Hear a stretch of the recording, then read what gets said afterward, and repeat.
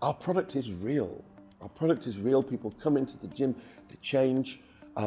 We've got too many results. You'd have to be such a cynic to look at the hundreds and hundreds, if not thousands of results and go, okay, these guys are bullshitters, they're telling lies about everything.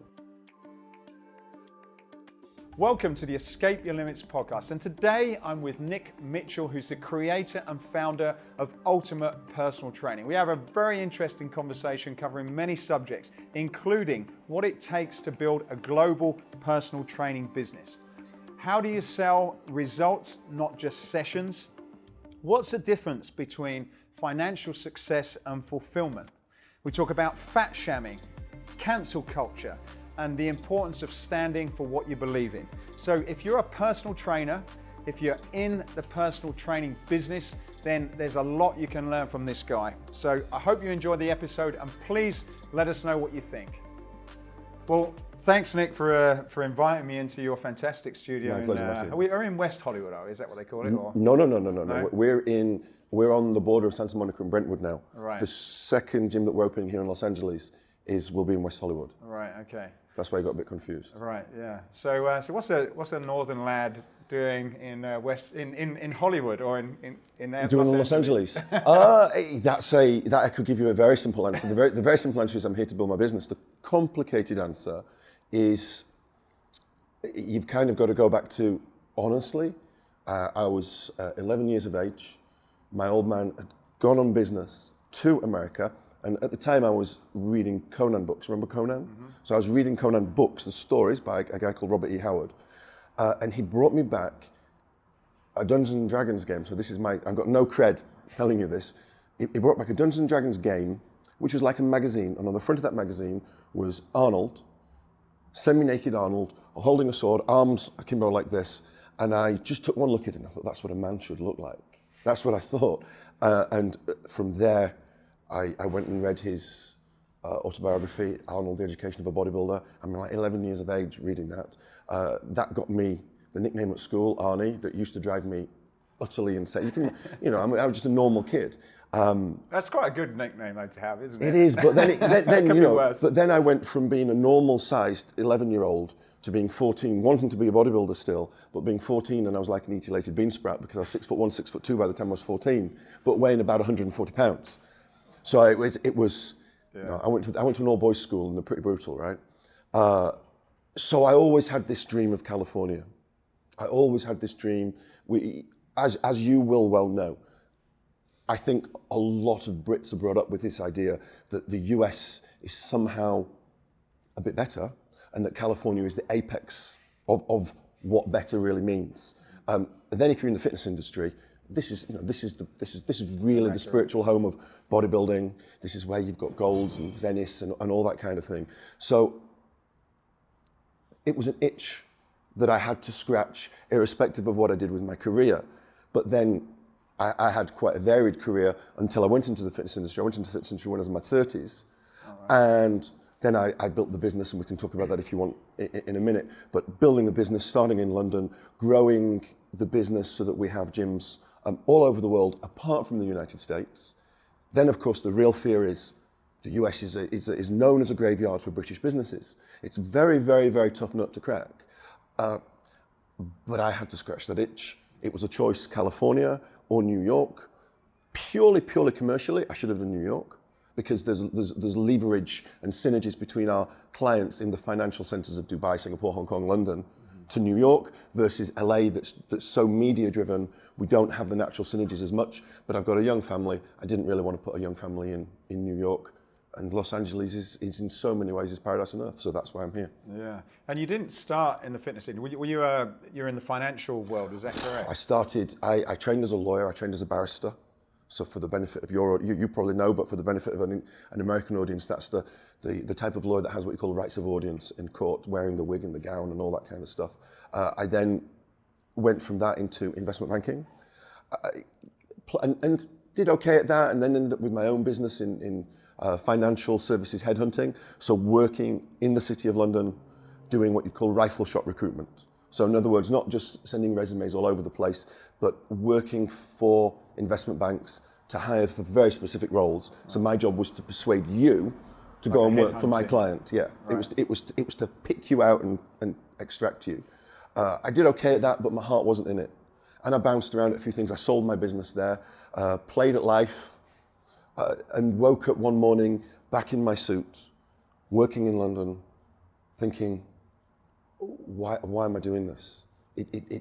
I wanted to do something. I always knew that I wanted to do something that had meaning. I mean, we all kind of think that, but I'm the kind of person that I'm not good at compromise. So I couldn't compromise with myself. I needed to feel like I was going after something and achieving something. And I thought that I was slipping into mediocrity. Again, my definition of mediocrity is individual and unique to me. So it's not a judgment on anybody else's position in life. I was just not satisfied with where I was. And a friend suggested, so for my sins, as I said at the start of this conversation, I'd been a bodybuilder, I'd competed in bodybuilding in the 1990s. And the one single most consistent thing in my life, apart from my family, has been the gym. I started going to the gym when I was going to a gym when I was 14 years of age, when they were not called gyms in England, they were called health clubs, right? I got kicked out of that gym, by the way, for training too hard. Would you believe? When I was about 50, I still bear a grudge. That, I still bear a grudge for the woman that did that to this day. One day I'd still like to find her and go, look at me now. So my friend suggested to me, why don't you do personal training? And I thought he was fucking insane. Why would I got scholarships here, there, I've done all this kind of stuff. Why would I go into personal training? Is that really the thing? How am I going to tell my dad, my working class dad, who made good and worked hard to, I'm the first person from my family that went to a private school, all that kind of stuff. How am I going to tell him that? So I agonized over it, and I didn't tell them anything until, the first time I told them, I'd probably been doing it about 9 months, and it was when I had a first kind of big feature in Men's Health UK, and then I told them. And then, because I'm from the kind of family that I'm from, I showed my dad it, and my dad said, well, Richard Branson would have got himself more in that, wouldn't he? That's the kind of family I'm from, right? Nothing is ever good enough. And then things went from there. So we spoke about this off camera in terms of personal trainers and what even personal training in the US. You would certainly think that the quality and caliber of personal trainers here is very high, because I guess the feeling is that it's a more mature industry here. Yeah, it's a much more mature industry than anywhere else. Been around a long time. But I suppose coming from a barrister, which I'm sure, and the financial business in the city was an extremely well-paid job, great career. And I'm not being sort of detrimental to personal training, but it's a very different business. Mm-hmm. And so I suppose there are very different protagonists within the different industries. Yes, that's what you're saying, yeah? Yeah. And so I suppose what was your motivation? Because was there any financial reasons for going into an industry like that at the time, coming from where you are? My old man said to me, nobody ever makes money from weight training. I went into it consciously thinking I am going to limit my earnings potential, but I want to do something that I'm not a woo-woo guy. This is a bit too woo-woo for me, but I want to do something that speaks to my soul. I need to do something that's got meaning. I can't fake things. If I like you, I like you. If I don't like you, I don't like you. I'm that kind of person, and I can't fake it. And I was faking. I was going through some kind of masquerade in my life, and I needed to do something that made me feel authentic. The lesson that I've learned from the situation that I found myself in, where I was not depressed. I'm not that kind of person. But I was low, and I was down, and I was questioning everything that I was doing. And for the first time in my life, I was afraid. And whereas what you find with fear, for many, many people, it paralyzes them. Yeah. But with me, I used the fear to propel myself forward. So it was for the first time in my life, I thought, my back's against the wall here. If I don't deliver now, I'm always going to feel that I could have done better. And for me, what was better at the time for you then? It's not about money. It's not about material success. It's just about fulfilling your potential. Whatever you what I think people should do in life is have so nobody's prepared to have a hard, honest conversation with themselves. And the people that you will know in your life, maybe the stage that you're at yourself in your life, you've got there because at some point you've gone, I'm not going to fool myself any longer. I'm going to, slap myself across the face, and I'm going to recognize the things that I need to do that make me happy. Because people don't do that. People, especially in this social media driven age, all these people are fooling themselves and they're living another man's dream because, we have that expression, don't we, keeping up with the Joneses. Yeah. Well, now there's not just Jones on one side of you and the neighbour on the other side of the road. There's now 100,000 Joneses in your view. And this is screwing people up. Have an honest conversation, because it's not about what you want, it's about what you're prepared to do. And most people are not prepared to do. For instance, I've built this business, and one of the no secrets, but one of the secrets to my success is I feel I've just been prepared to do more than other people. And doing more means take more shit, actually. I think take more shit, yeah. What do you mean by that? Well, personal training is a tough business to grow a business. Yeah. Every week I will get a handful of messages from personal training business owners, pretty much all saying the same thing. How have you done it? How have you done it? And it comes down to, how have you managed to keep the trainers? How have you managed to create careers for the trainers? How have you managed to have loyalty in an industry that's notoriously fickle? Yeah. That's what comes back to me. And I think one of the reasons I've been able to do what I've done is because I knew what I wanted to achieve. Of course, like a lot of people in my position, I changed my goalposts. So before I opened the first gym, I called it the first gym, but I didn't say that out loud. That would have been too arrogant. But in my head, it was the first gym because I thought, one gym's not a big deal. 2 gyms, that's a big deal. As soon as I'm about to open the second, I'm like, no, 2's not so good, 3. By the time I'm about to open the third, it's, no, an international business, maybe that's going to tick the box. And then by the time you do that, your perspective widens and widens and widens. So what was the strategy when you went into it? Because again, as we all know, and coming back to my earlier point, being a personal trainer, trading sort of hours, training time for money is very, very limited. Mm-hmm. Like you must have thought when you went into it, you must have had some sort of bigger plan to say, well, this is where I'm going to go, or was it just purely like you wanted to help people and No, there were 2 very, very specific goals in mind. Both. So I've never chased money. I think I've had a very, very healthy. Kept a very healthy eye on the bottom line, because you can't run a business without keeping an eye on the bottom line, can you? Right? Everything, it's an indulgence, and it's a lot of people in the fitness industry, they get backed by clients, and it's some version of mental masturbation in what they're doing, right? Isn't it? Really, it's not real businesses. So I kept an eye on the bottom line, but I've never been money driven. Money, having commercial success allows us to do the things that I want to do within the business more than anything else. There were 2 things that I wanted to do. One, from a client perspective, I come from a hardcore bodybuilding gym background. So I've trained in the roughest, toughest, dirtiest, grimiest gyms, bodybuilding gyms. That's where I grew up from being 16. You know what Bradford is like, right? So I went to school. I went to a very, very good school in Bradford, but inner city Bradford, the gym that I went to, that's a rough gym. That's a lesson it's a public school I went to. So for a public school educated boy, and for the benefit of your audience, public school means kind of posh private school in the UK. This was a real education. And then I go to London and I go to a gym called Muscleworks in Bethnal Green.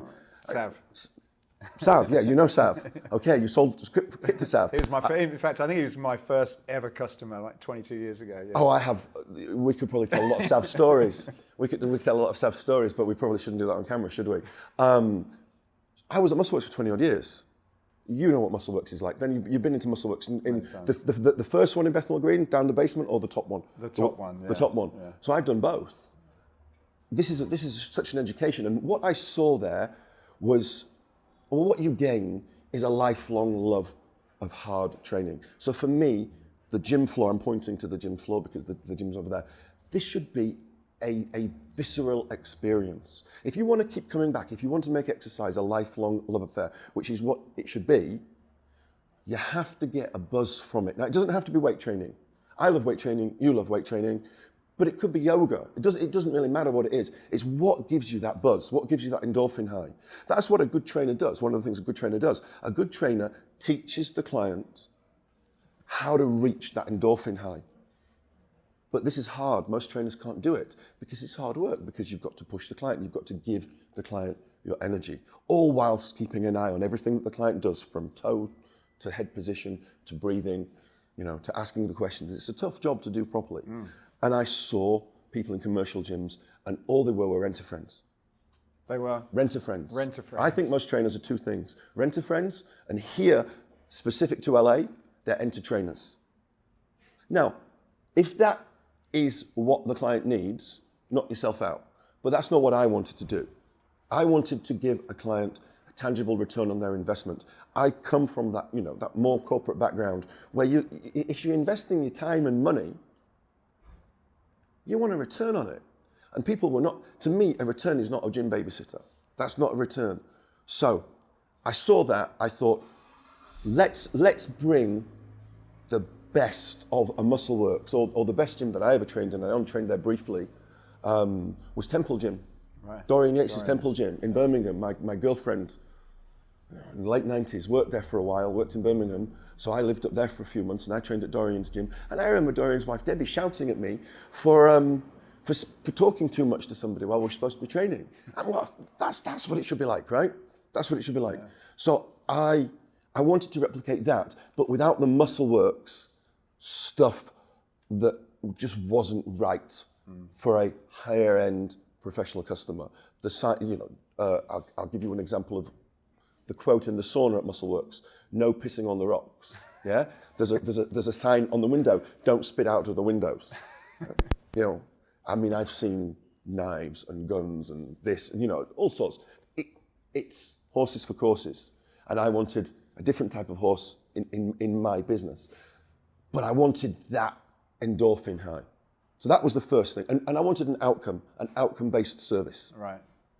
And just to pause on that second, one of the things we spoke about earlier was your experience, a lot of trainers where it's very much a sales transaction. So you sell, without necessarily linking that to let's get to the trainer side, because I've talked about the client side. Okay. And then I looked at what life was like for a personal trainer.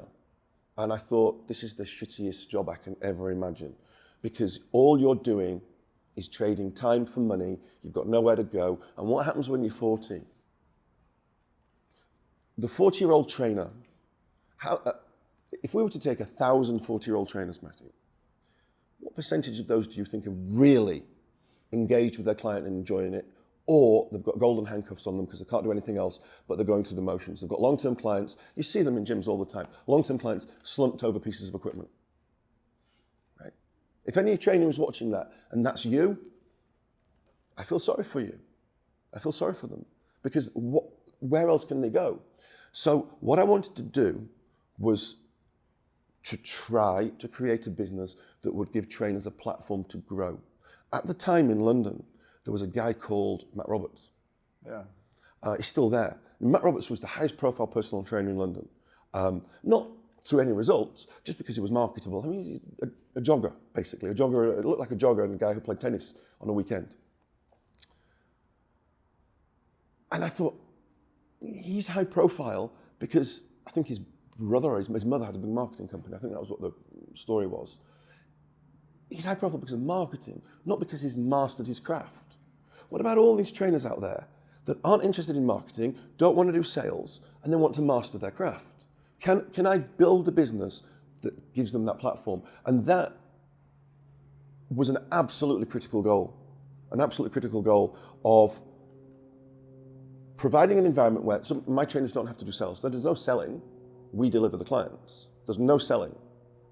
There is a lot of pressure and a lot of accountability because we monitor every single outcome you can possibly imagine. So we track everything and we monitor everything. And the only way to advance in this business is to deliver results for your client. Now, a result, people will go, oh, a result is before and after. No, it's not a before and after picture. My business leads with before and after pictures for headlines because that's headline marketing. And yes, I know you can fake before and afters as well, but it's the hardest thing to fake, right? So let's just say that's the most authentic thing that we can use for the headlines. But ultimately, a result can be anything. A result is how do you demonstrate that a client has had significant value? Yeah. You know, how do you demonstrate that a client has had a proper return? So that's what we track, and it's quite complicated how we track that, but that's what we track. That then means trainers progress, because trainers progress based on outcomes. If you don't get the outcomes, you're probably out. If you do get the outcomes, you advance, you get paid more money, you get more responsibility, and then of course... Just to jump in there, do you track what the client and the trainer... So there's obviously a relationship between the client and the trainer getting their outcomes, but do you then review all your trainers and say, is there some sort of measurements that you do? There's everything. Right. We compare them. They get compared with each other intra-gym. They get compared across the world. We have at the end of every year, we have an annual. We have various different bonus systems, but one of our bonuses is a global bonus pool that's based on performance, that's tracking 15 to 20 different metrics. And the highest paid person in that got $30,000 this year, American dollars. We'll up that bonus pool to about $400,000 bonus pool for the global business. And so they've got something to work for, because again, go back to the 40-year-old trainer example, what does he or she have to work for? If you've got a long-term client base, they're just ticking over, right? And then they become disengaged, the trainer becomes disengaged, and the trainer doesn't enjoy their job. So what we've tried to do here is create this virtuous cycle where by giving a trainer goals that are kind of external to their client, right?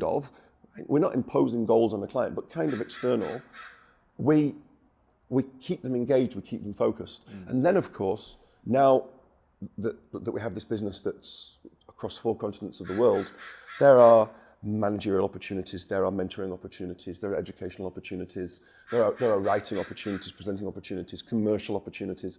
So for me, as my role has developed, it's almost like we've gone through multiple different iterations of the business, from a one-man band to where we are now, with like 400 plus people.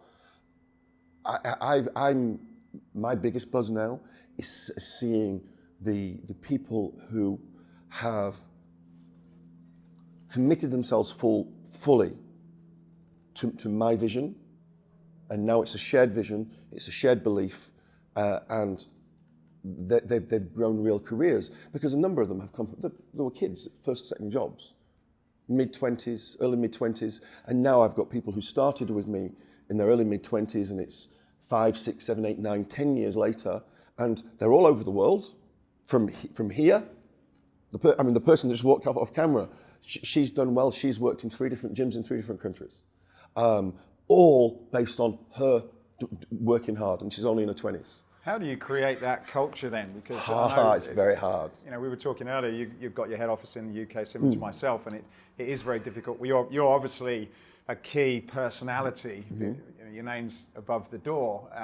What have you... Well, not literally. One of the reasons I never did that literally, in a business where everybody has an eponymous business, for me, I wanted it to be something bigger than just me. But how do I maintain the standards?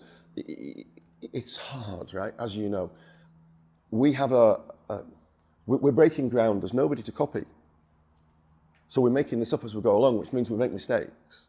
I'd love to have a business to emulate, but there's no such thing as a global personal training business focused on results. It doesn't exist anywhere, which makes me think sometimes I must be absolutely crazy, right? I'm either very, very smart, very, very crazy, or maybe there's a mix of both. Maybe there's a mix of both, right? Bloody minded I am for sure. It's tough. You've got to have belief. I believe in what I'm doing. I'm very fortunate. I have a core key group of people around me who have grown with the business. I think that's a real critical factor. If you can get people who grow with the business, who would have my back and we have each other's back, and we'll look out for the best interest of the business. And they know this business is not just about me. This business is about us. I even put a post up. I put a post up on Instagram yesterday. We've just opened in Mumbai in India, and I think I put from a small acorn in Liverpool Street, next to London's Liverpool Street, because that's where we opened the first gym, through to, and then ... And then my hashtags were not self-made, and then the next hashtag after that was team-made. And I really mean that. And I think, yes, I'm the driving force. I am the driving force. And I think businesses, to go from nothing to where UP is now, you have to have that driving force. You know that, right? But over time, it evolves into something that's much bigger than yourself if you get it right, and that's the goal.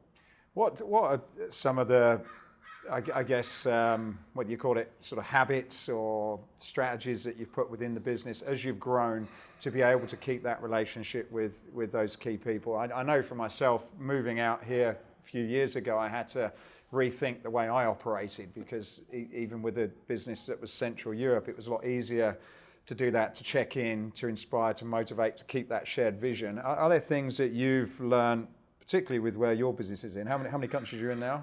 9. 9 countries. Are there any things that you've found that have worked particularly well in achieving that?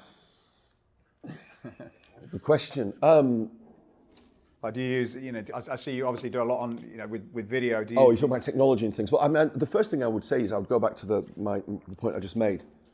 Bringing people through up the ranks as opposed to hiring external talent for us has been critical. So hiring gym managers, for instance, externally has almost always been a total unmitigated failure. Bringing people through is what we need to do, because then they understand. Because the standards that we have within this business, they're not the same as in most fitness businesses. No, they're not. They're really not. There's much more. This is not a business for everybody, because there's too much pressure. You can see how I am, right? I'm intense. So I'm in a good mood talking to you now, right? When I'm in a bad mood, it's intense. I won't hide. There's nowhere to hide, which suits some people and doesn't suit others. So bringing people through the ranks. So the people who run the person who's in charge of the Asian business, from an operational perspective standpoint, and I split things up into kind of regions and let's call it product groups. We might have someone in charge of personal training, and then we'd have someone in charge of Asia. So if there's an Asian personal training problem, you'd have two heads feeding into me. Person in charge of Asia was the second ever junior that I had. The person in charge of the global personal training product is the first ever junior that I had, and those guys came in fresh from university. They were 23, 24 years of age, the pair of them, in 2012. That's, so they understand what I'm like, and then they can help deliver that message. To get to the meat of your question, you have to use technology. So I think we're very, very lucky to live in this age of technology where we can run businesses whilst living on the west coast of America, right? I think you're not going to argue with that. So there's the pain and there's the time difference pains. And so today I've been doing conference calls on my way into the gym at 7 o'clock in the morning. I'll have a locked-in call every Thursday, and then I've got a locked-in call every Thursday at 7 p.m. at night with Asia, and that's Hong Kong, Singapore, Australia, Dubai, so we go to the Middle East as well. That's going to take me till 8:30, 9 o'clock at night. But really what this is all about is communication. So the most important thing, arguably not just to run an international business, but to run any business, but also we could bring it to personal training. The most important thing if you are a personal trainer, and also something people forget, the most important thing if you're a personal training client, it's communication. If you can communicate what you need to get across, and of course I'm using my words very specifically here, because it's what you need to get across. Sometimes people communicate the wrong thing by accident, right? Or they think they're saying something and we interpret it a different way. If you can effectively communicate your message, life becomes that much easier, and everything becomes more powerful. Yeah. So communication is the thing. With growing a business like this, so how soon did you put in systems? Are you a systems person No. and you put it in straight away? I'm terrible. I'm a fly by my seat of my pants person. So systems were, now, do we have systems now? We have systems for everything now. But me, instinctively, no. I'm the fly by the seat of his pants entrepreneur type who, I certainly got the first 2 gyms going, knocking out great results and all that kind of stuff, much more on the force of my personality rather than, I've taken the time to be analytical and using my intellectual brain power. I wish I could say I'd done the latter, but I didn't. But systems have been forced on me by necessity, and necessity is sometimes spotting things beforehand. Often it's spotting things, shit, it's a problem, right? So it's like, okay, we have to fix that. How do we fix that? And then it's also having the right people around me. So some of the people around me, they are systems people. Yeah. So it's recognizing. Did you search that out specifically? I didn't search it out. So in the fitness industry, you're not going to find. You're not going to be able to search that out specifically. But it's about nurturing the talent as you see it. So I think one of the things that I have done well is that some of the people who have worked with me, again, from early in their careers, it's spotting what they're good at and then allowing them the opportunity to grow. I know I'm good at that. That's one thing that's really helped the business. Yeah. You had a successful business in London, and I guess being probably in your position, it's like, well, you could have potentially opened them all. You could have dominated London and had probably the similar number around that area. What motivated you to say, well, I'm going to just go around the world?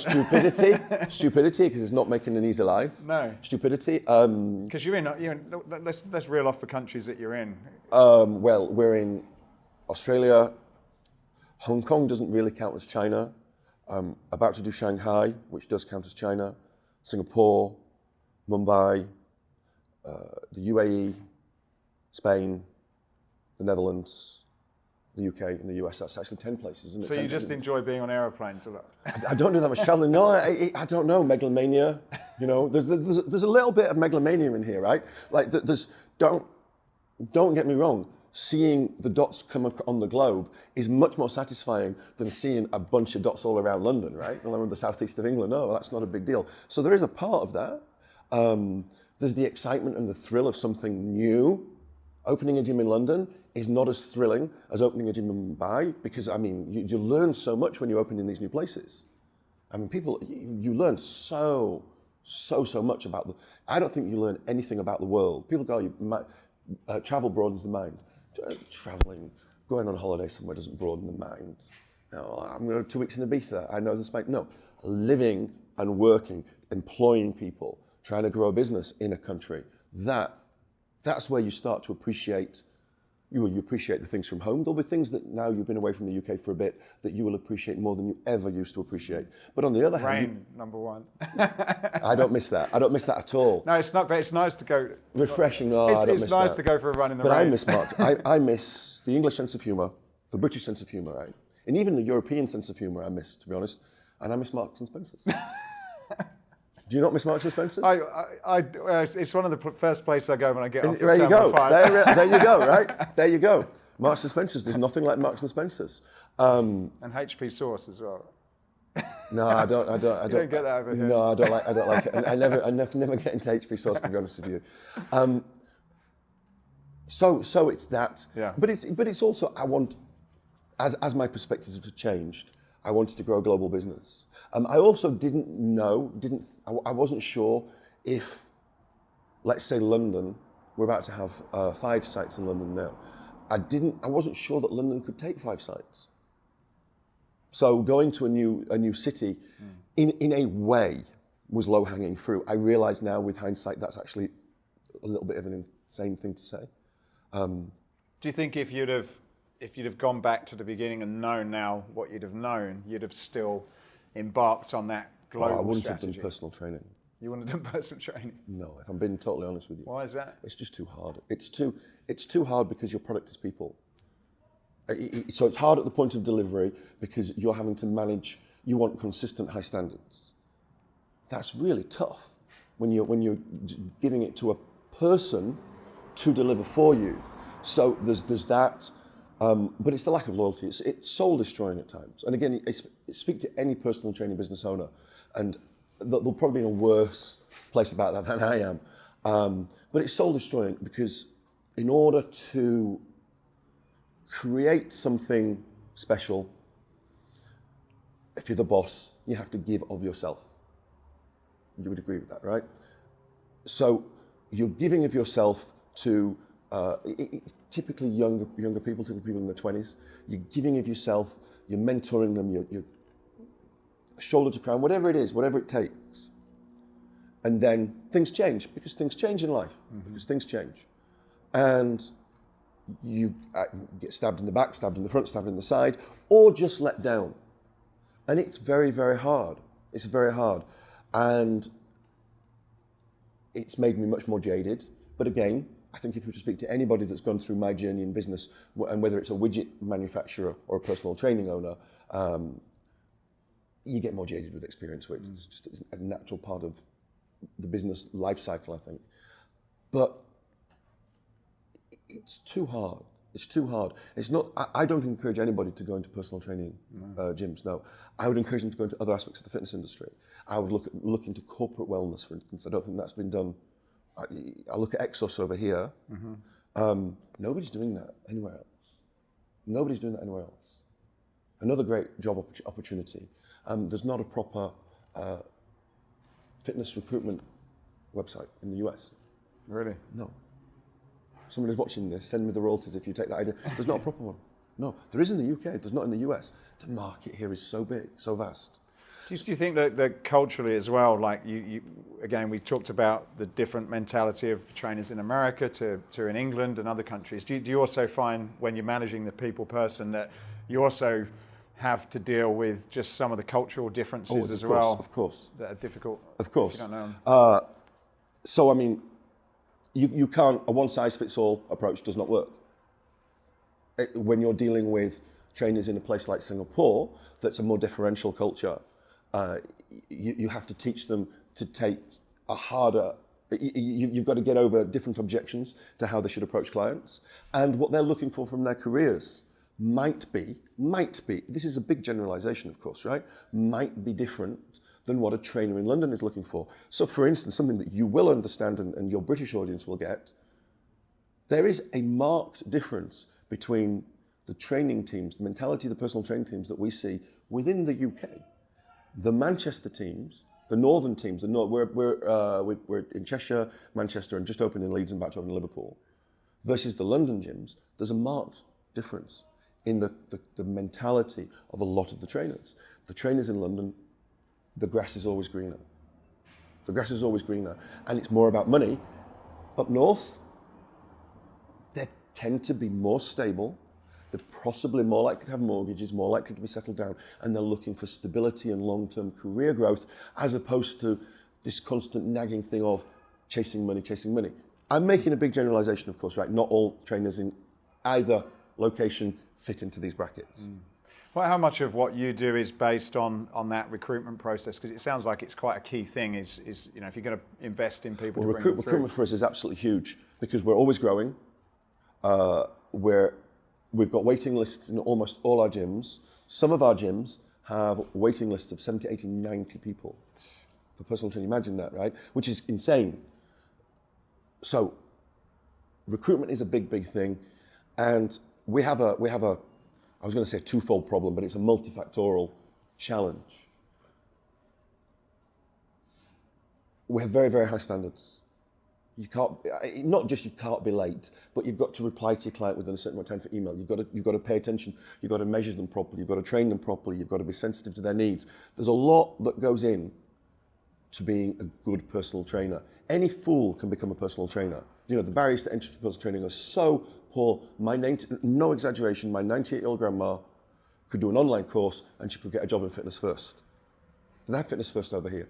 I don't think they do. She could get a job in a commercial gym because she'd do that, or she could do an online diploma, and if she paid her rent, they'd give her a job. This is not right. So you've got barriers to entry, non-existent, and the prevailing industry model of the freelance model where you rent space, means there's no accountability and no standards. And for us, this means we have an ongoing recruiting challenge, because we're the complete opposite of this. In the UK, where we can filter the most aggressively, because that's where we're the most well known, we will hire 1 in 100 job applicants, 1 in 100. And we make them dance through lots of hoops. And then it's a 1-year training program when you come into the business, no matter who you are, 1-year training program. 1 year, well, and you provide that. Right. But at the end of that, you damn well know how to get results with pretty much any client. So that's what we teach. But teaching people how to get results is tough. And not all trainers are suitable. So I would expect, let's say in the UK, we might expect 1 in 3 of the 1 in 100 that we hire, we expect at least 1 in 3 to drop out or be fired within the first 6 months. Because it's just not, any business that stands for something, any business that has a strong culture can't please all the people all the time. So you are going to make hiring mistakes. So how do you do that in Hong Kong, Same India? thing, it's just the same thing. Because you've got a much smaller pool of... Same thing, but you just can't be you can't go 1 in 100. You might be 1 in 10, 1 in 20. But it's the same standards. It's the same way they get promoted. They only get promoted, the same yardsticks that we use in one gym applies to all the others in terms of how to be promoted, in terms of what is a tangible, return on investment for the client. Yeah. Is it just, so I guess going into some of those new markets then, what do you have to rely on to get people to apply? Like when you go to India, for example, I guess if you're saying there's no recruitment agencies here, there must be... India's quite easy, actually, for recruitment. Quality of recruit, it's not a sophisticated fitness market. But it's too soon for me to give you a really informed view on India, but I actually think India will be really good for trainers. I think it'll be really good for trainers because, number one, we can afford to vastly outpay the market because it's Mumbai. Vastly outpaying the market is not the same as vastly outpaying the market in Los Angeles, right? So having a global business makes things more affordable in somewhere like Mumbai. So we can vastly outpay, so we can really, really pay them really well to start. And my experience with the kind of Indians who are going into personal training, they are more used to following instructions. And if you give me a sponge who can take constructive criticism, the most important thing to survive in my business is the ability to take constructive criticism. So if you give me a sponge who can take constructive criticism, and they've got a good attitude and a willingness to work hard, and I'm stereotyping Indian workers here now, but I'm happy to stereotype them as working hard and wanting to learn and being receptive to, to constructive criticism, not basic, put it this way, they're not going to snowflake out if they get constructive criticism. I think you can create world-class trainers from that. World-class. Because you don't have to be, it's not the most singularly intellectually challenging thing in the world to be a trainer. But it's hard work and you can't fake it. That's the thing, you can't fake it. What makes a great trainer? You maybe were going to ask this question, but what makes a great trainer? If I could give you one quality of all, just one quality, it's that they take their clients' results personally. If you have a trainer who takes his or her clients' results personally, that's it. That's it. You've got to give them the right education, but it's not that complicated. If they take the client's results personally, they're on the gym floor. They were supposed to do, last week they did 10 reps with 100 pounds in the bench press. This time they've done 9. Well, a good trainer is like, I'm not happy with that. It should have been progress.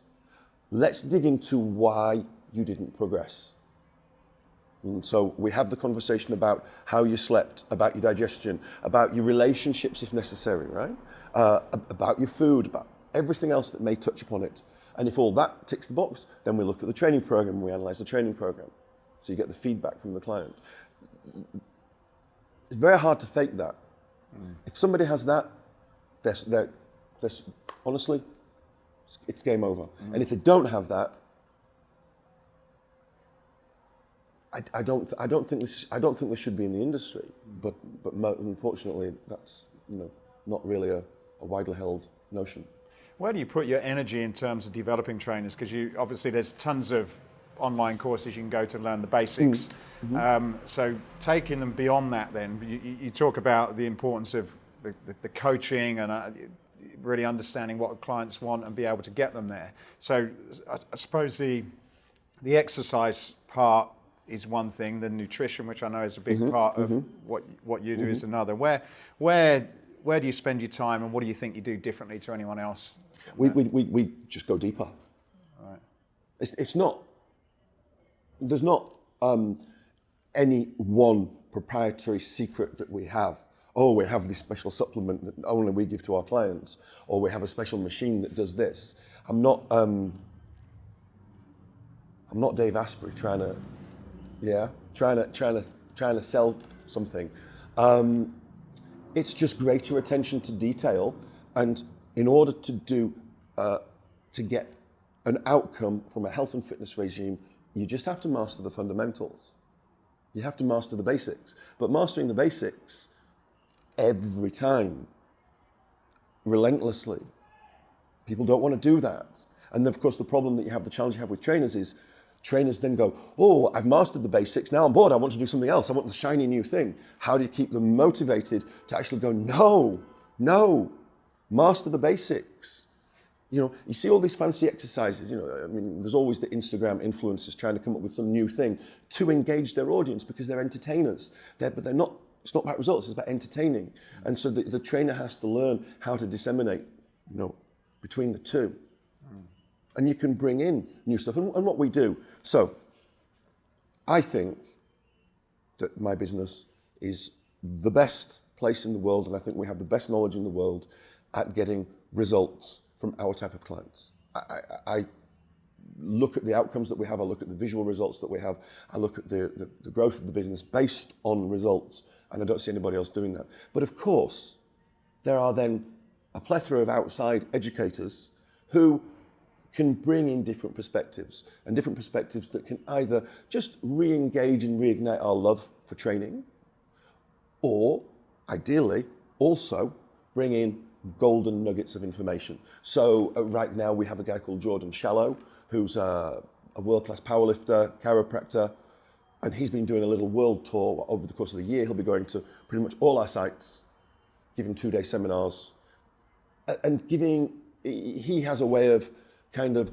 looking at what we might call functional movements that are going to be not help with rehab, but, you know, help link the body together whilst also giving you bang for your buck in the gym so that they stimulate a response. Have I explained that in the right way? Too many people disappear up their own backsides with for instance, rehab type stuff. Remember Paul Check when Paul Check was big? The Checkies, they lost sight of what the client was looking for because they spent 2 weeks with a piece of string tied around the client's waist, trying to get them to do like TVA tummy tucks or something, and that's not what your client wants. And you have to find a way to try to get both in. You know, if somebody needs a bit of rehab, well, first of all, personal trainers are not rehab specialists, so you have to stay within your scope of practice. But just kind of working around that, you can give somebody, if they're here for an hour, and you've got to warm them up, and half of them are late, what have you got, 45 minutes? What are you going to do in that 45 minutes? You've got to make it effective. And so, for instance, you've got to look at your active recovery periods while they're resting between sets. How do you make them, you know, what do you have them do? Do you have them just sit there, or do you have them do something that's practical? Those are the kind of things that we're always looking at. We're always tinkering with what we do, and we're always trying to find new ways to improve. What we're doing at the moment is investing $2-3 million in app technology that's primarily built around that's primarily built around tracking technology.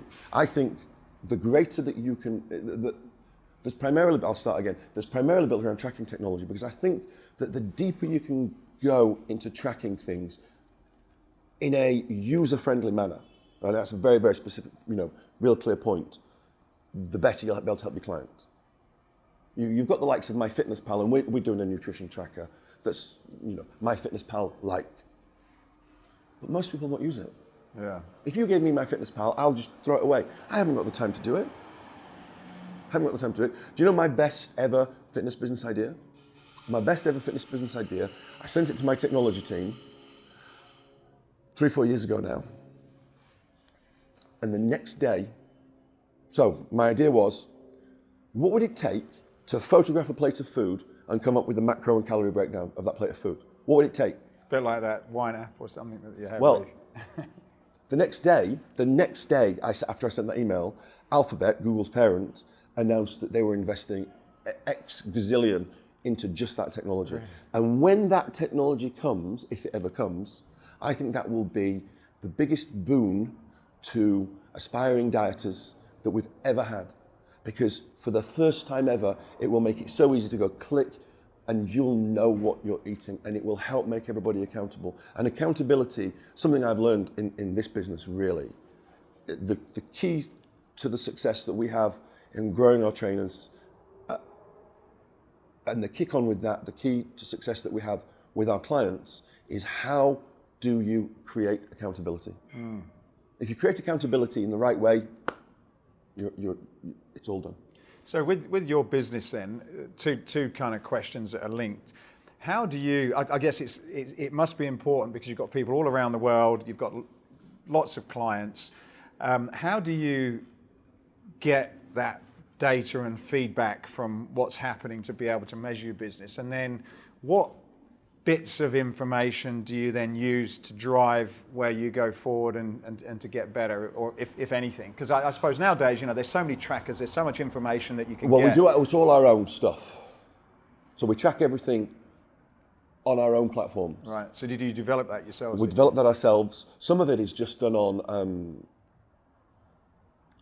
advanced versions of Google spreadsheets that are now being incorporated into app development. So as I said, we're developing our own apps. So really what we're developing, we're developing everything from our own nutrition tracking app, our own training app, our own management process app. So we have very specific ways of managing the different teams.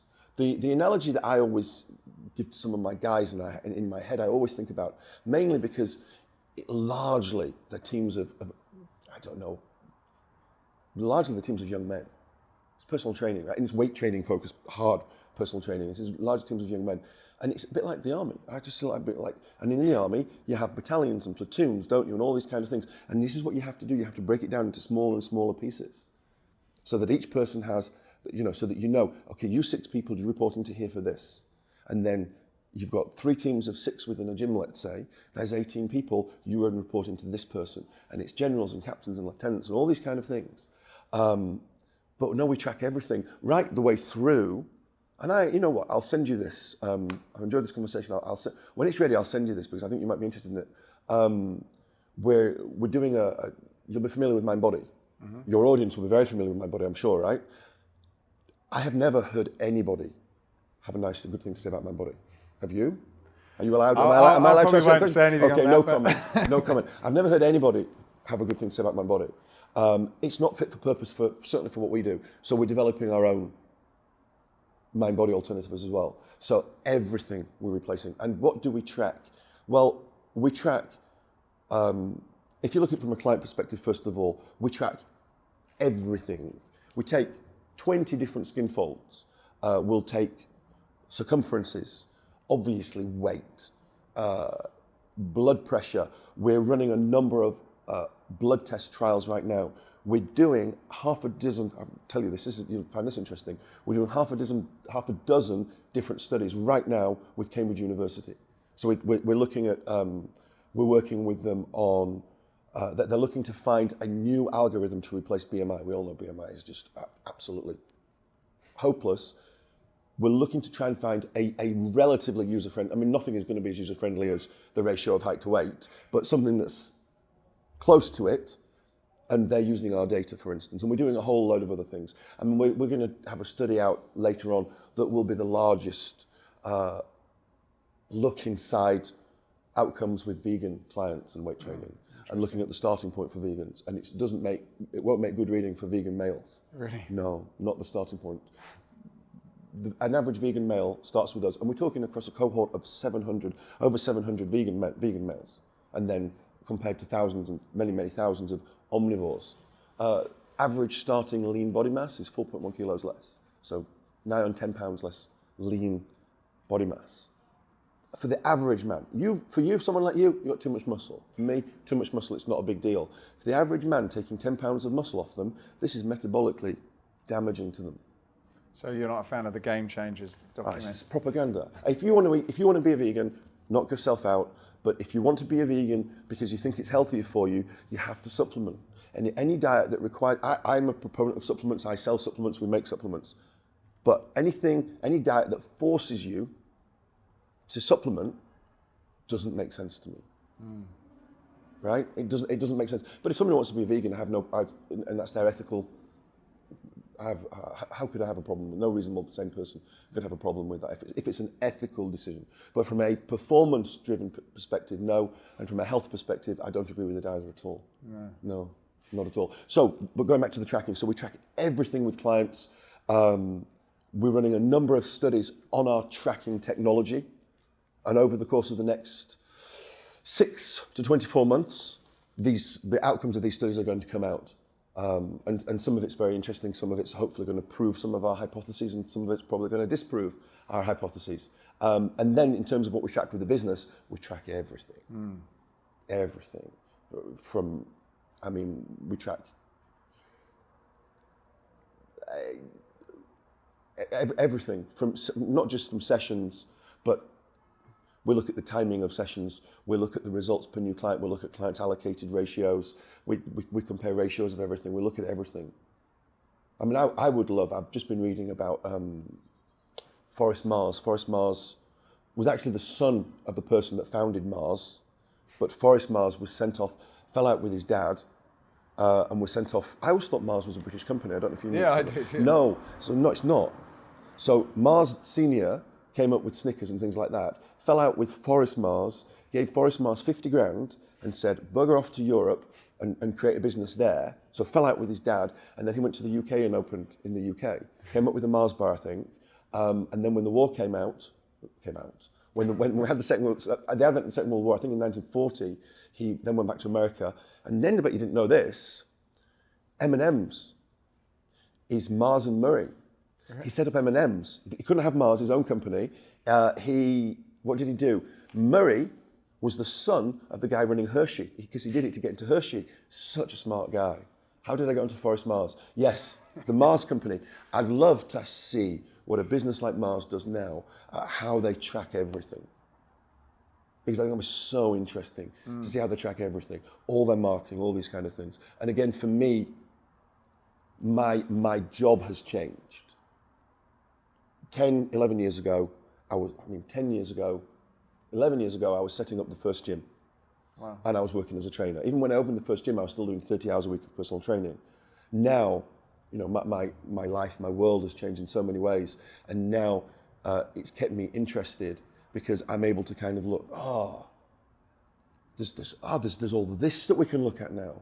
And I can bring in people who know so much more than me in their areas, like marketing and like the analytics of marketing. And when I learn that, I can then potentially apply that to what we do with personal training as well. Where do you spend your time now? I guess I've seen it as my business has grown, you have to kind of grow yourself and become different people. Where now, at this stage of your business, do you tend to feel you're adding the most value? Because I guess it's easy, like you're probably fantastic. Well, not probably, you are fantastic on the floor and educating people, but running this, are there certain things that you say, it's got to be team first, it's got to be system second? What are those things that you focus on? My CFO, who's worked in much bigger businesses than I've worked in, says I'm the most hands-on CEO he's ever worked with. And it's not an insult, but it's not a wholehearted compliment either, because it means it means I'm too hands-on. So I have to step away from things. I would best be served now driving strategy. I would best be served now looking at partnerships. So we're looking at partnerships. We're going to, as before we started to speak on camera, we talked about the potential of franchising this business, and it will be developing relationships with potential master franchisees. And then it's also about bringing my team through. That's the other place where I would be best served. And still, very, very often, I'm far, far too caught up in the trees and I need to step back and see the wood. But I think that's the case for many people in growing businesses, right? Yeah, I think so. Getting the balance right is so tough, and I don't know if I'll ever be able to do that. Do you find it difficult when you go into these new markets from a brand building and client acquisition perspective? Because I guess if you the benefits of doing it all in London is you start to build that brand and you get that momentum going. Is it more difficult when you suddenly pop up in LA and it's like, well, who's Nick Mitchell? Yes and no. Everybody wants to get in shape. Everybody wants to look better, feel better, be more confident, and be healthier. So what we're selling is not a hard sell. The biggest sales challenge that we've had here in America is that people don't believe what we tell them. So they see the pictures, they see the videos, and they're still like, no, this isn't real. And this They're probably numb to it, I guess, aren't they? Well, they're numb to the lies because there are so many lies told. Yeah. So at times it's very, very frustrating, but our product is real. Our product is real. People come into the gym, they change. We've got too many results. You'd have to be such a cynic to look at the hundreds and hundreds, if not thousands of results and go, okay, these guys are bullshitters, they're telling lies about everything. You'd have to be too much of a cynic. So you go into a new market, we're not known, but we know how to market ourselves. The results are what I call shock and awe. We can shock and awe market in a way that nobody else can do. So that's not the hardest thing. The challenge is, for instance, coming into the US, we're not known so much within the fitness industry, and therefore how do you attract the best talent and the best trainers? And that's the bigger challenge than marketing for clients. Really? So for us, a key piece of the marketing puzzle is the conversation that we have with the fitness industry. So what do you rely on then? What's your main? Because I guess it must have changed. I remember. I think I still see in the magazines that you get in the aeroplanes. I've seen your stuff. In the advert, yeah. But that's aimed at clients. That's not aimed at trainers. Yeah. So is that what's your sort of go-to successful marketing tool? It's online, isn't it? It's online. It's online marketing. Yeah. It's online marketing. It's social media marketing. It's pay-per-click. It's all the usual avenues. Of course, something that I don't know if you're aware of this. You can't market before and afters on social media. Did you know that? Yeah, Facebook. The Facebook censor will not allow it. Really? Facebook is an extremely censorious business. Yeah. So if we could market our before and afters, it would be much easier, but unfortunately we can't. So for instance, one of the things that we do now, one of the reasons, no, it's not the main reason, it's an attendant side benefit. An attendant side benefit of doing the research with Cambridge is nobody in the business can do this. We're about to do a study on grip training that nobody else can do. Once we've got the grip training study done, we'll be able to do a hypertrophy study that nobody can do. Because when they do these studies, they do it with 10 people or 20 people. We can do it across thousands of people in a matter of months, all on very, very similar controlled regimes, right? So our cohorts are very, very, very unique. In order to replicate the studies that we can do, you'd have to replicate this business, and believe you me, I don't think anybody else wants to try that. And I was actually talking to Jim Stefani, who's not far from here. I don't know if you know Jim. I know who he is, yeah. But he was telling me he was in a university, and he said how little had been done on credible strength training. There's very little studies, and even now most of it is some of it's just a bit. It's a bit weak. Well, the problem is, how do you control the variables? They often do a lot of these kind of studies with things like the US Marine Corps, and I've done a bit of work with the US Marine Corps down in Camp Pendleton. Once they're off basic training, however long that is, I want to say it's 14 weeks. I think it's 14 weeks or less. Somebody watching this will obviously know far better than me. Once off basic training, they live off base. So there's no control over the lifestyle. And in order to have a fair and reasonable study, you need to control the lifestyle as well as the exercise, don't you? That's the thing, right?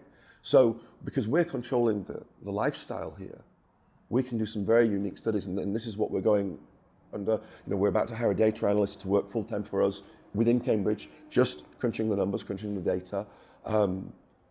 We have somebody in the business in Manchester who is running a lot of the research and will start to produce high-level, heavyweight technical content. None of this is aimed at clients.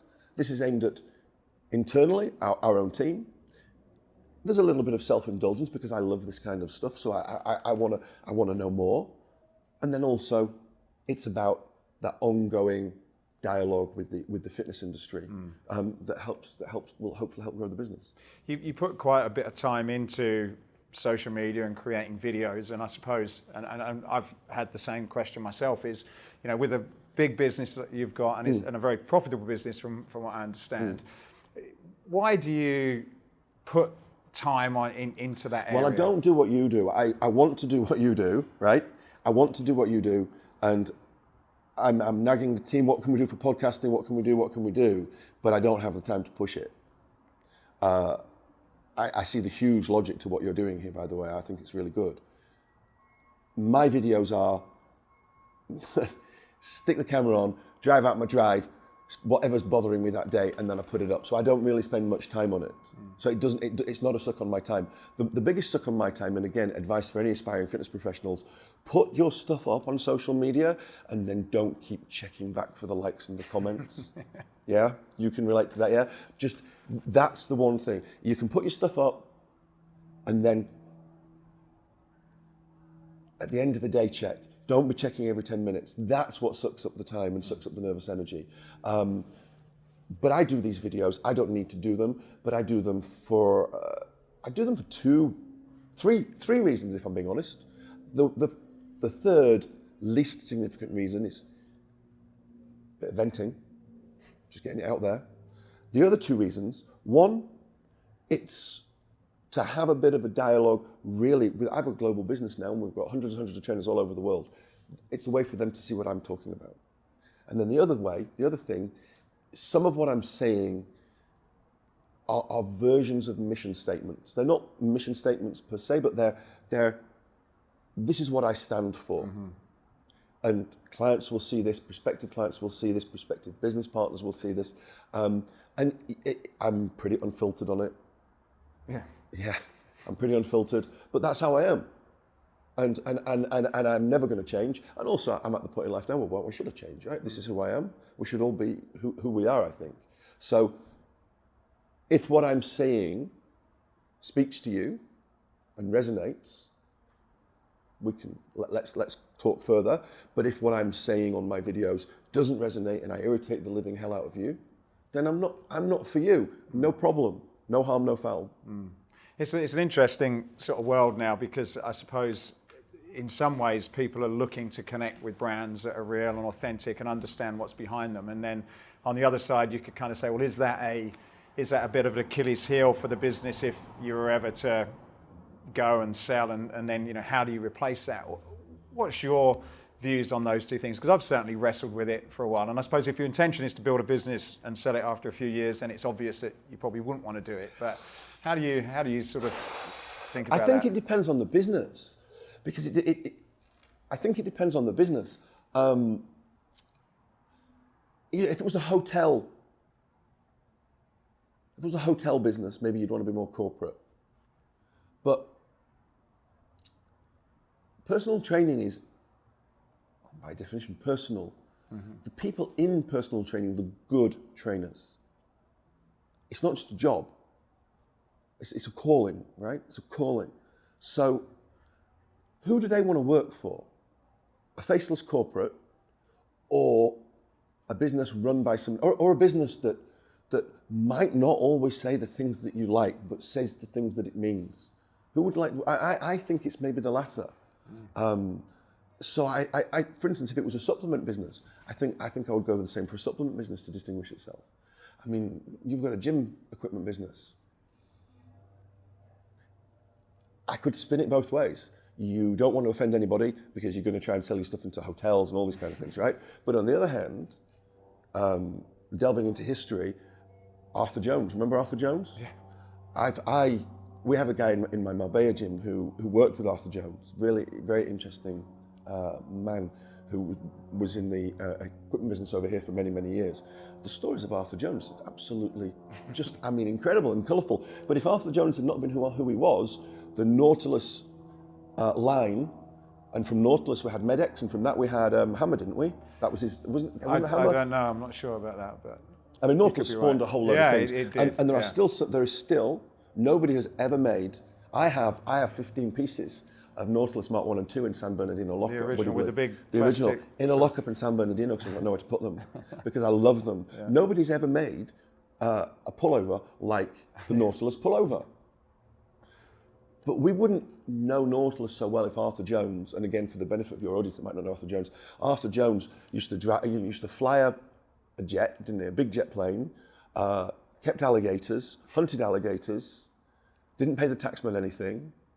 He put a gorilla, remember that picture? He put a gorilla, an actual real life gorilla, in his Nautilus pullover and came out with very outlandish comments. He'd pull guns on people. Yeah, and business people.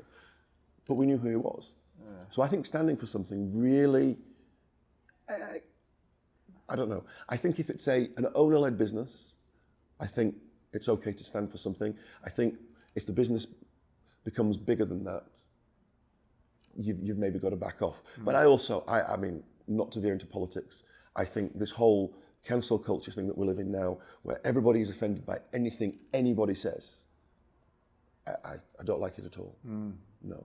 And I guess when you talk about that, and we said a few things off camera, I think also people just want honesty, and I guess with any kind of marketing and business, you can create this beautiful picture of what you do and what you stand for. But I think nowadays people just want to get into a relationship, and even if they don't have to agree with everything. And I've followed a lot of your stuff and listened to some of the posts, and you're right, they are a little bit out there, and you could be offended, but you kind of know what you're going to get, and it's almost like, well, if ever you start to build a relationship, and I think the word is trust, and I've had someone on the podcast who talked about, trust in the world is at an all-time low, of customers, of governments, and I think if you can just know who you're dealing with, you feel safe in, well, I'm all right to give him my money.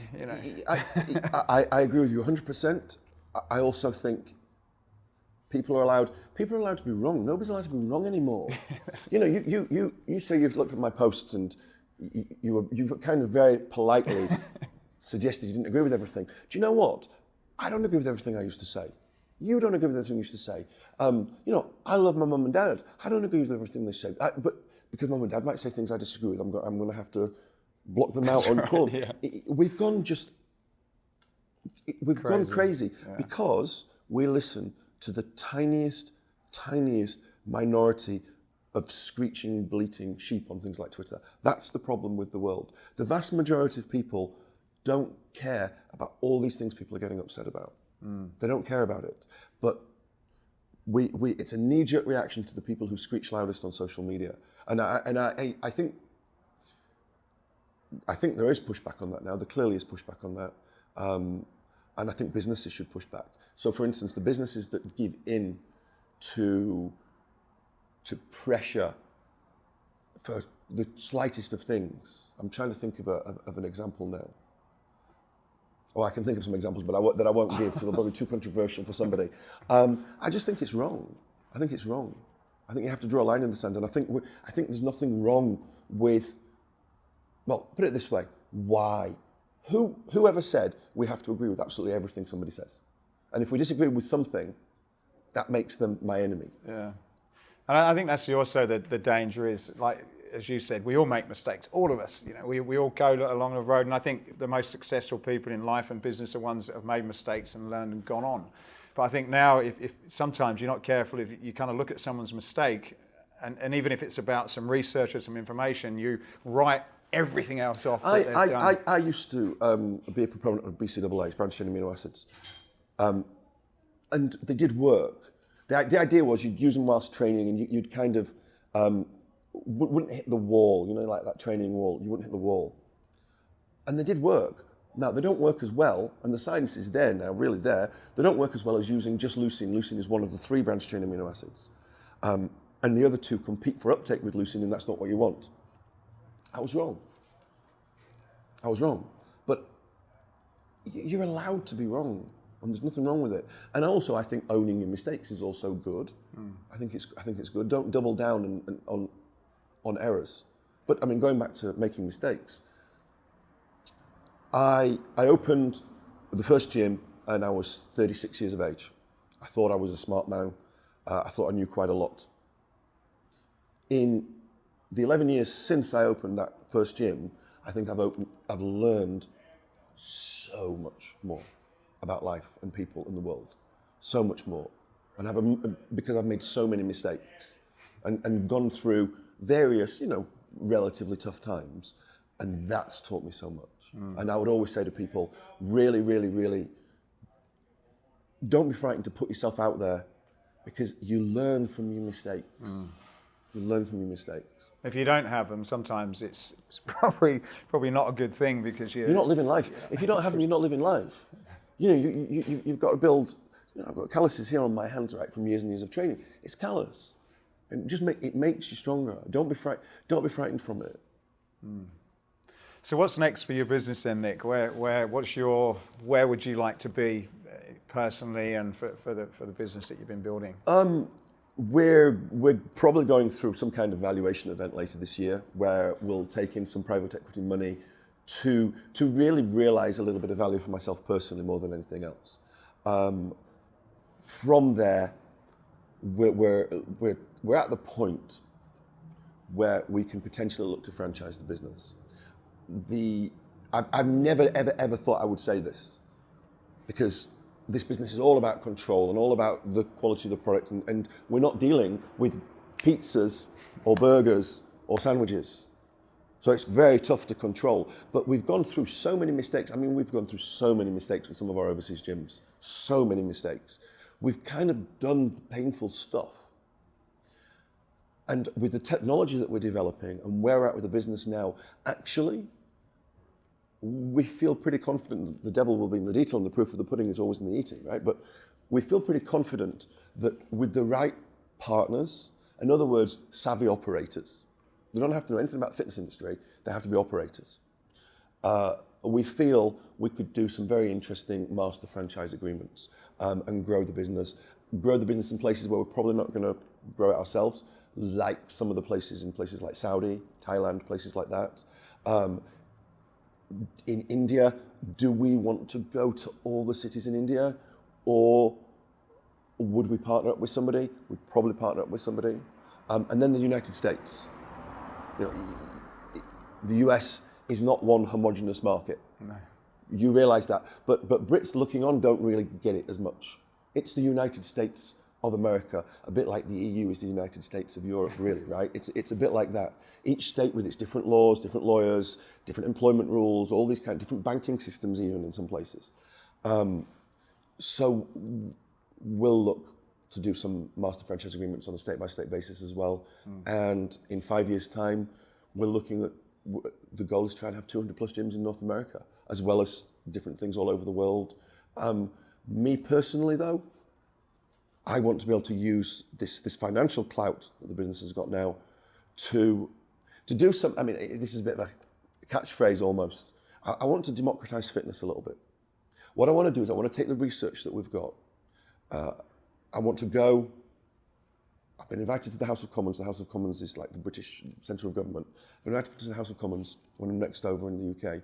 And I want to show the data that we've got and be able to use some of the algorithms that we're developing with Cambridge University and Adam Brooks Hospital, which is the teaching arm at Cambridge. And I want to be able to say, we can use some of this technology to help make the general public healthier, because the general public is never going to be able to afford expensive personal training. No. We're always going to price them out. And I'd like to be able to take it to something like the National Health Service, not sell it to them, give it to them. And then, of course, it can get developed further. And then, of course, would we take it to foreign jurisdictions and make money out of it? Yes, of course. But I want to do something that gives some of the benefits of extremely expensive personal training. It's always going to be extremely expensive. And open that to a wider set of people. Because, I mean, what are the obesity statistics here? 40, well, there's 50%? More. I was reading yesterday. There's more people that are obese than there are starving in the world, which is crazy. Yeah. And it's. I'm absolutely. It will no surprise to you for me to tell you that this concept of fat shaming.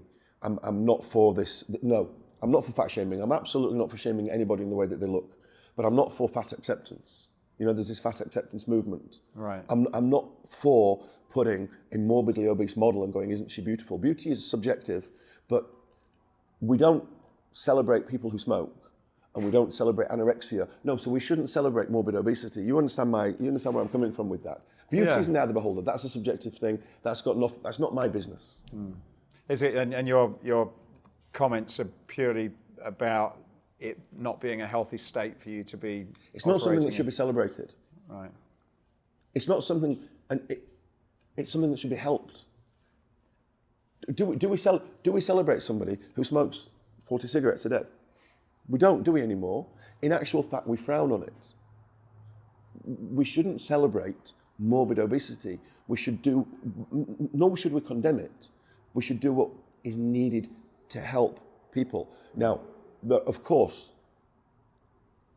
there are, of every 1,000 obese people, there'll be 1,000 slightly different reasons for why they're obese.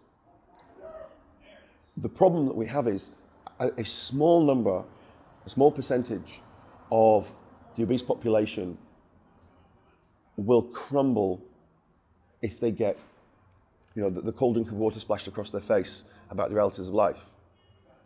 The problem that we have is that small number are potentially dictating to the rest how this thing should be approached. Now, in my experience, and I've got a lot of experience of this now, what people need who've not let themselves, I'll pick my words more carefully, who for whatever reason have become obese, they need a wake-up call. Generally speaking, they need a wake-up call. If you look at the amazing results that we get in this gym, it's clients who've had a wake-up call. And we've helped them have the wake-up call, but it's clients who've had the wake-up call. And they've gone, you know what, I can't climb up the stairs, I can't run around with my kid, I'm out of breath doing this, or the doctor's giving me, the blood pressure statistics, it's very, very worrying. And particularly when I guess a lot of the drain on the NHS is with preventable. It's everywhere. It's everywhere. If you are obese, you are more likely to die of anything, any type of cancer, heart disease. I made a joke about this that got me attacked, but it's true. You're more likely to get shot because you're a bigger target. But it's true. That was do you remember Charles Poliquin? That was one of Charles's jokes, and Charles was a good friend of mine, not the most politically correct of men. No.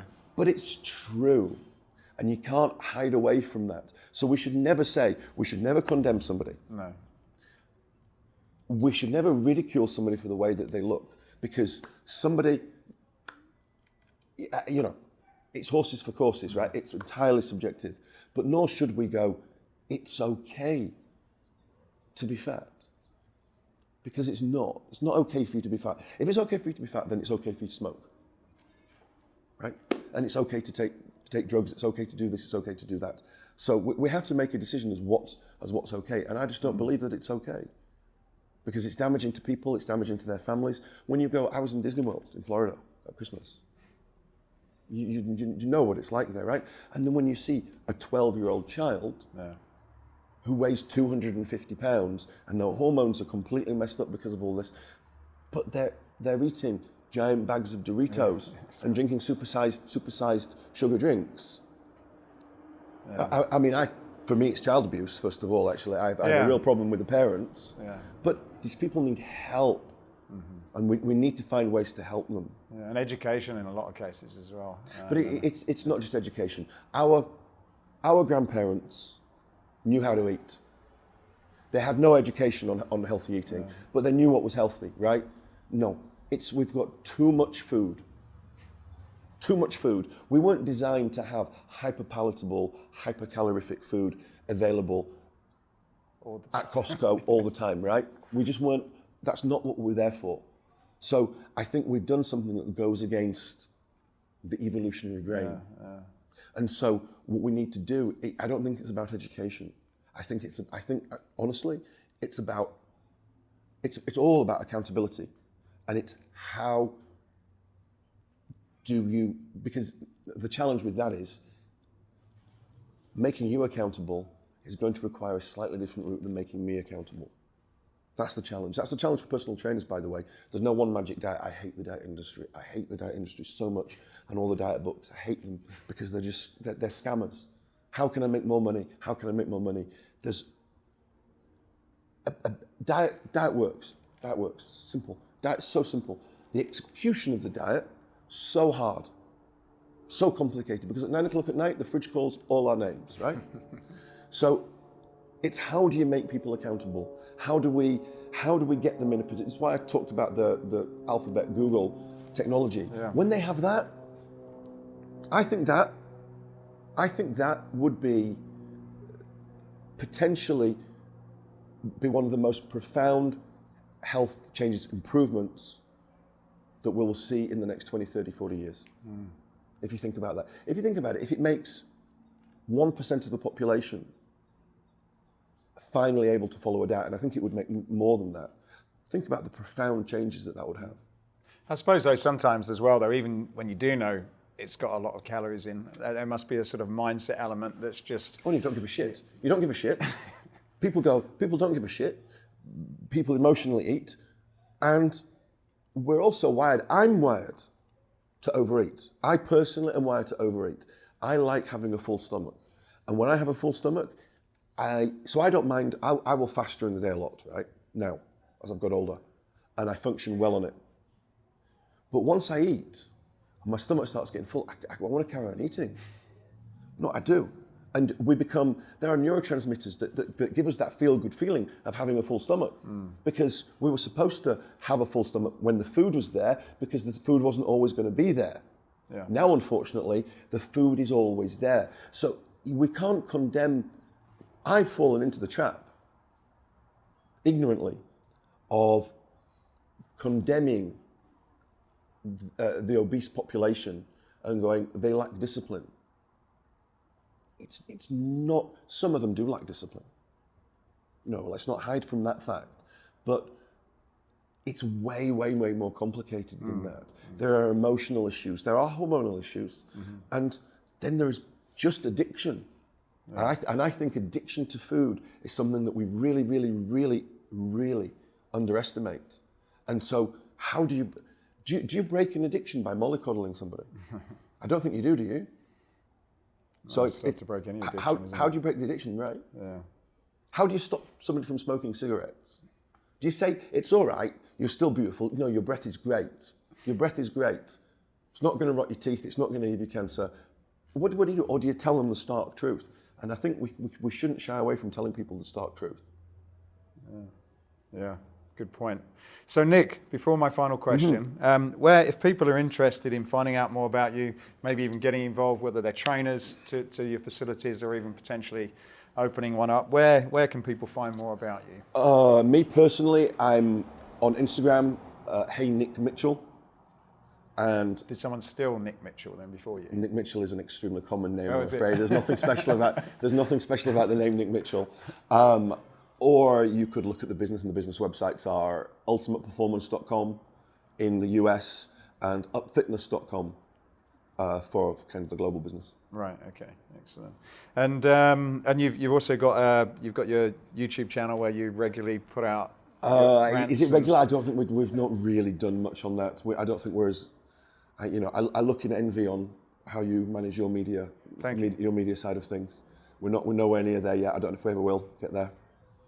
But it's worth checking out, I would say. Okay, certainly very informative and entertaining at the same time. Thank you. So final question then. Escape Your Limits is about escaping what you've believed is impossible and gone on to make it possible. What would be a memorable example of you escaping one of your own personal limits?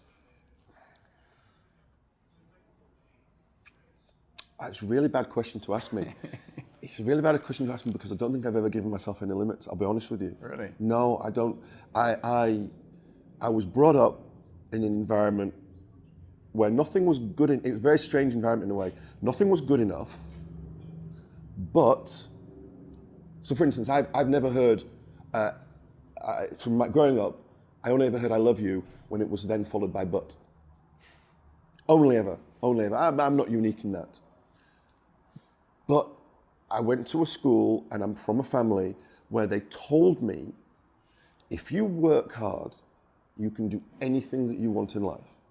And that's why Arnold, to start this conversation, that's why Arnold Schwarzenegger, as arguably one of the most positive people that's ever lived. That's why he resonated so profoundly with me, I think.